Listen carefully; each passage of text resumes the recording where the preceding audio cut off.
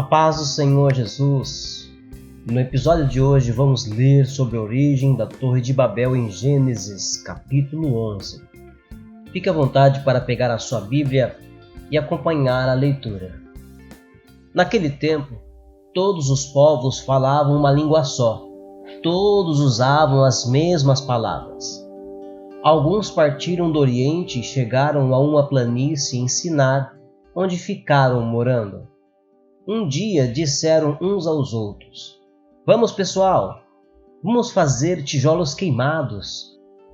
Assim, eles tinham tijolos para construir em vez de pedras, e usavam piche em vez de massa de pedreiro. Aí disseram: "Agora vamos construir uma cidade que tenha uma torre que chegue até o céu. Assim ficaremos famosos e não seremos espalhados pelo mundo inteiro."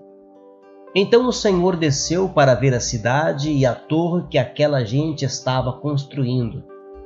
O Senhor disse assim: "Essa gente é um povo só, e todos falam uma só língua.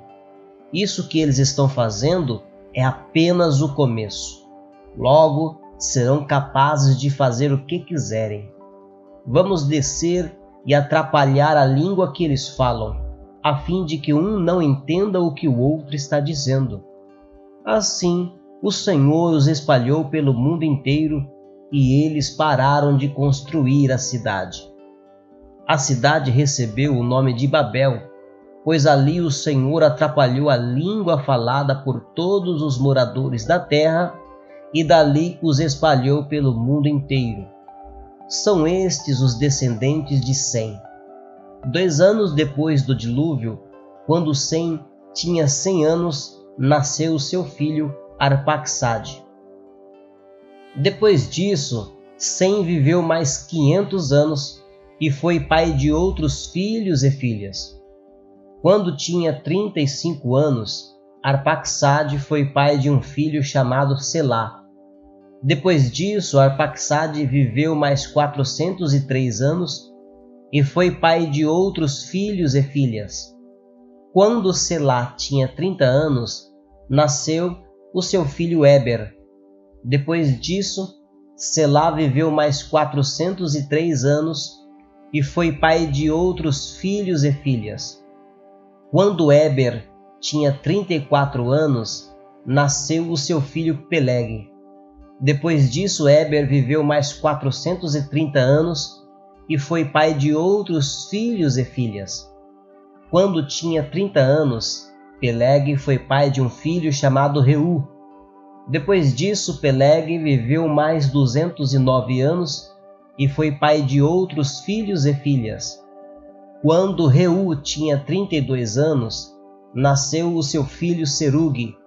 Depois disso, Reu viveu mais 207 anos e foi pai de outros filhos e filhas. Quando Serug tinha 30 anos, nasceu o seu filho Naor. Depois disso, Serug viveu mais 200 anos e foi pai de outros filhos e filhas. Quando Naor tinha 29 anos, nasceu o seu filho Tera. Depois disso, Naor viveu mais 119 anos e foi pai de outros filhos e filhas. Depois que completou 70 anos de idade, Tera foi pai de 3 filhos, Abrão, Naor e Harã. São estes os descendentes de Tera, que foi o pai de Abrão, de Naor e de Harã.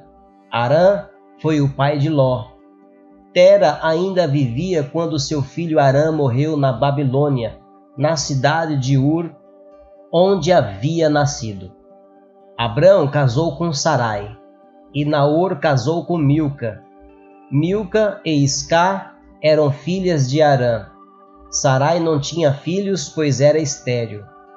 Tera saiu da cidade de Ur, na Babilônia, para ir até a terra de Canaã, e levou junto o seu filho Abrão, o seu neto Ló, que era filho de Harã, e a sua nora Sarai, que era mulher de Abrão.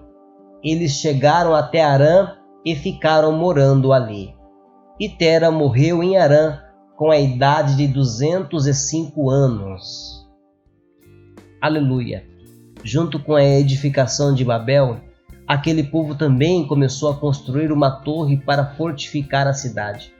Essa foi uma atitude completamente contrária à vontade de Deus. A construção da Torre de Babel basicamente significava a materialização da recusa em se espalhar e povoar a terra. A expressão cujo cume toque os céus demonstra perfeitamente a soberba daquela civilização, bem como o avanço tecnológico que ela já possuía na época. O texto de Gênesis 11 não esclarece se aquelas pessoas tinham medo de uma nova inundação, mas a estrutura da cidade, a imponência da torre e a insistência de uma sociedade totalmente integrada parecem indicar tal condição. Se isso for realmente o que aconteceu, então esse comportamento, além de caracterizar a desobediência perante Deus, também expôs a falta de confiança na promessa que o Senhor havia feito. Deus prometera que nunca mais a terra seria tomada por um dilúvio. E por fim, o capítulo 11 termina com a genealogia de Sem e deixa uma ponta solta com um breve relato histórico da família de Abraão e Sara. História grandiosa que se inicia no capítulo 12. Muito bem, mais um episódio concluído, graças a Deus. Os episódios fazem parte do nosso plano de leitura completa da Bíblia na versão Nova Tradução da Linguagem de hoje. Por hoje é só.